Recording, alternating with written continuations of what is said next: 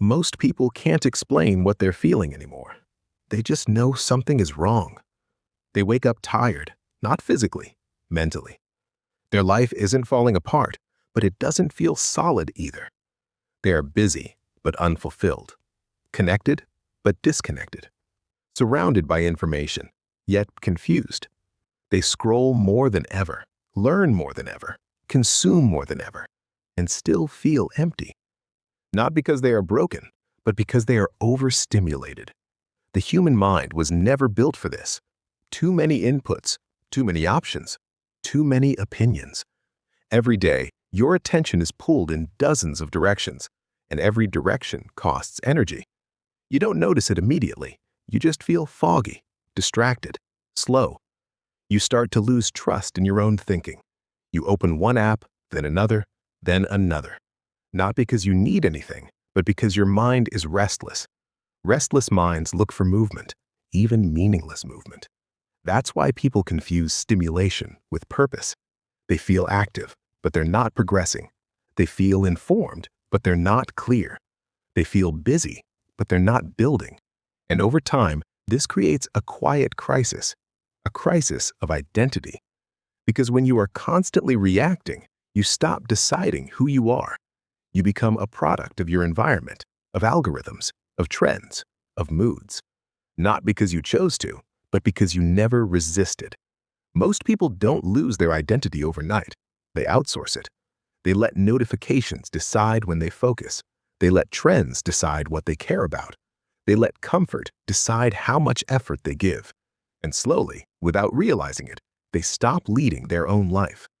This is why so many people feel lost right now. Not because they lack opportunity, but because they lack direction. Direction requires limitation, and limitation is uncomfortable. Modern culture teaches you to keep everything open, all options, all paths, all possibilities. But an open life is not a free life. It's a draining one. Because without limits, you never commit. Without commitment, you never go deep. And without depth, nothing feels meaningful. Meaning doesn't come from freedom alone. It comes from responsibility, from choosing one thing and saying no to everything else. That choice feels heavy at first because it closes doors. But closed doors create focus, and focus creates power. Most people avoid commitment because they're afraid of regret. They think choosing one path means losing all the others. But not choosing is also a choice, and it leads to a different kind of regret. The regret of never fully becoming anything. This is the hidden cost of distraction. It doesn't ruin your life dramatically. It dissolves it slowly.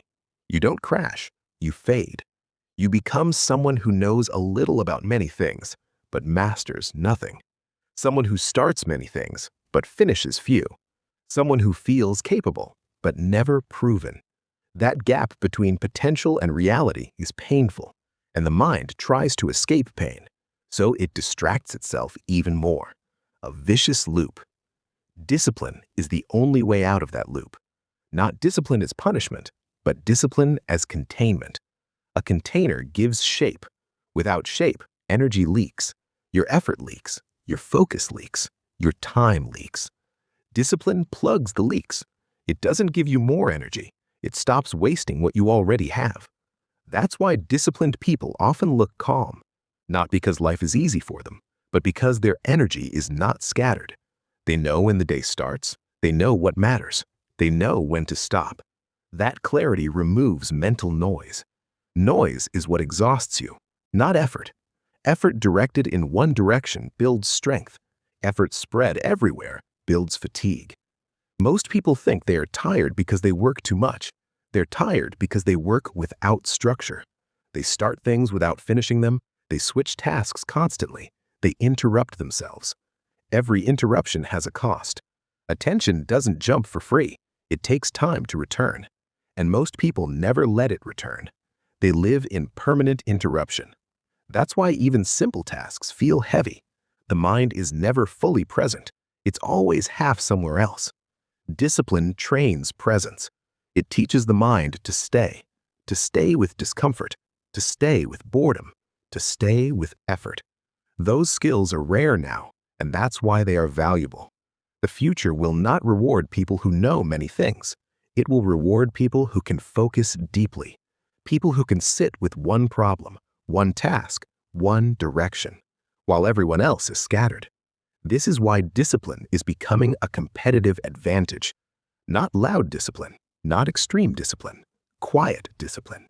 The kind no one sees, the kind that doesn't need to be shared, the kind that happens when no one is watching.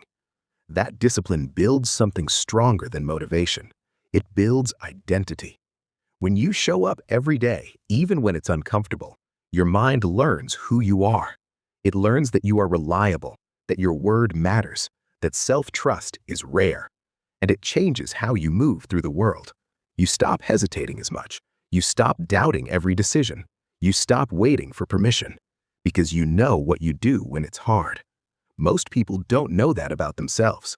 That's why they feel anxious, uncertain, lost. They don't trust their future self. Discipline creates a future self you can trust. Not perfect, not flawless, consistent.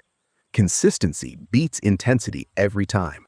Extreme effort once feels impressive. Small effort daily changes your life. The world is obsessed with breakthroughs. Discipline is about continuity, showing up again and again and again without drama. That's why discipline feels boring, but boredom is where depth lives. Everything meaningful requires repetition, practice, patience. Modern culture avoids patience because patience doesn't sell, but patience builds. If you want clarity, you need fewer inputs. If you want strength, you need fewer decisions. If you want meaning, you need fewer distractions. Discipline is the filter. It decides what enters your life and what doesn't. That control restores energy. Most people are not tired, they are overstimulated. Most people are not unmotivated, they are unfocused. Most people are not lost, they are not disciplined. And discipline is a skill. Skills can be trained, not overnight, not dramatically, but quietly. In the same way distraction was built, one small habit at a time, one decision repeated daily.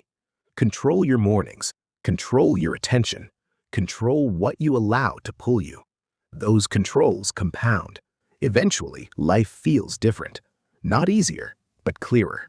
And clarity is power.